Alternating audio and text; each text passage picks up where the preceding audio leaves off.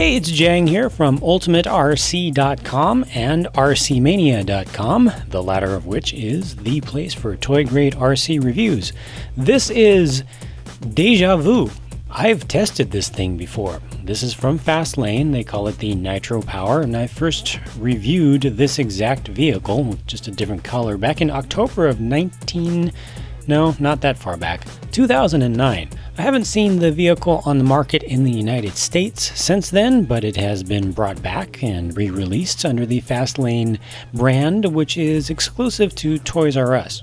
Now, I know I have a handful of hobby grade world viewers out there who will jump up and down and wave their hands up in the air all crazy like saying, hey, it's not nitro, it's not really nitro, it looks like it has a nitro motor, but it's not actually nitro. Of course, it's not actually powered by nitromethane infused methanol. It's at Toys R Us, it's electric. Aside from that, it does have suspension. It's got independent suspension in the front and kind of a swinging live axle in the rear. It's a little on the stiff side. The controller is pretty basic. It has kind of a pro style to it. It's a pistol grip controller, AM with a big old antenna on the top. Nothing fancy there. And all batteries are included. You get this 9.6 volt rechargeable nickel metal hydride pack. You get a battery charger for it, and you even get the 9 volt battery that's needed for the radio. That's everything that's required to get this thing running, and run it does. This is not enhanced in any way. This is just raw driving footage, not sped up at all. It's a fast little truck for a toy grade.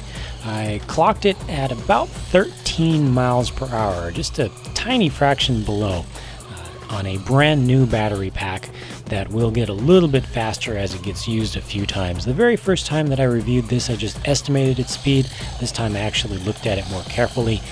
That puts it right up once again where it was before, being one of the fastest cars in the toy grade RC market, period. And as you can see, it's very snappy with its steering response. It steers really well, and it's just an exciting and fun moving little vehicle. However, this that you're looking at is just on-road. It's an off-road style vehicle, and what do you know? It's still able to move around at a pretty good pace off-road with some gravel and mixed dirt and such. It gets over it okay. It does bounce around a little bit with the overly stiff spring suspension. The tires are also a little bit hard. They really should be softer, and they contribute to the bounciness. They also cause the back end, the rear tires, to kind of spin out a little bit. It's not annoying the way that it does it, but it does kind of come out a little bit. Some kids, I'm sure, will actually appreciate the sort of power sliding sort of feel that gives you. This is just a two-wheel drive vehicle, so if you stay on the throttle and you're on really, really loose surfaces, sometimes it'll fishtail a little bit more easily. You just have to back off the throttle, just let your finger off of the speed trigger on the radio for a moment, and it'll regain traction. This right here, you can see, please excuse the strange lighting on that day, but this is some very loose dirt here, and it's still able to go over it just fine. The less bumps you have in the surface, the faster the vehicle will go, because when it goes over bumps, it loses traction. The rear tires actually bounce up in the air, and the wheels kind of spin a little bit. Check out the range on this thing. This is driving about 90 feet away. It still had full control. I'm sure that it can go further than that. So that's great. I really cannot ask for more than that, because for something of this size, once you start going beyond 100, 150 feet, you can't even really tell which direction it's going anymore.